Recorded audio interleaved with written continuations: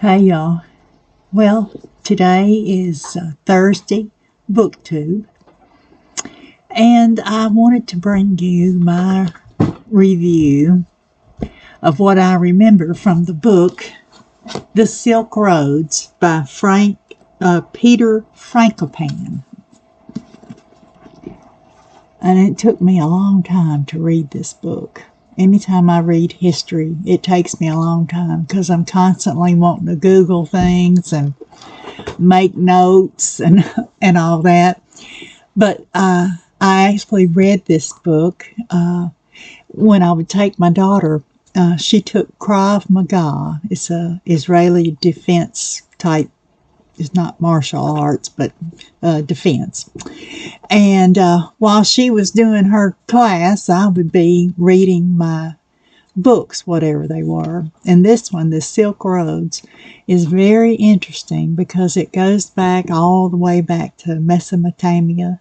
I don't know if I said that right, but and it talks about the history of the world, really, and it talks about the different, people like Genghis Khan and Alexander the Great, and even people before them. Talks about Constantinople in the 12th century, and there's history from from BC, and it's just a long history, and I think that's why it took me so long to read it and to comprehend. And I started reading it again. It's been a couple of years ago and got about halfway through it, but it's a book that I can read over and over again because it just takes so much for me to comprehend what is in there. And of course, there's a lot of the pronunciation that I don't know. I Google that. How do you pronounce whatever? And then, of course, there are words I don't understand, and I had to stop and look up the definitions of words. And something else that I particularly like about history books, if they have a good bibliography, I usually buy the book. And this book has a nice bibliography. It gives you notes about, where the author got the information. And there are a few pictures in there. Here's one.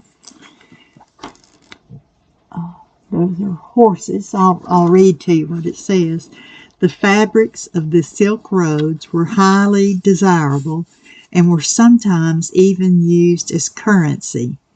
This textile from the 8th or 9th century shows the famous horses of Central Asia. So, if you like history or world history, I would say this is a good book. But be ready to look up word definitions and how to pronounce things. But I've enjoyed this book over the years, and I keep it in my bedroom because I'll pick it up and read through it for a little bit because there's always something to learn, and that's what I like about it. Well, y'all have a good afternoon, a good day. A good afternoon is what I'm having right now. I have a little friend here.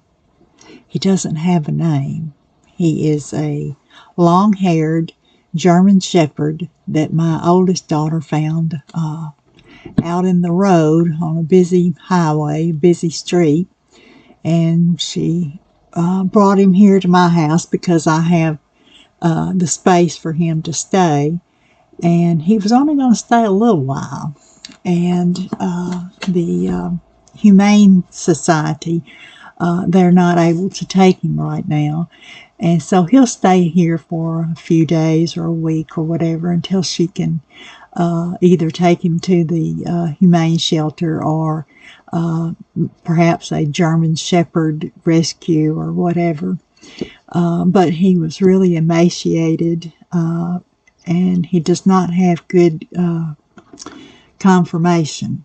And he's a good boy. He's very friendly, and I let him come here in my room because he was whining in the other room. Now that he's gotten to feeling better and he's gotten some good food and some warmth and everything, he's wanting some attention and the presence of someone. So I'm that someone right now. So y'all just remember to be kind to someone. Someone needs your kindness today. Bye.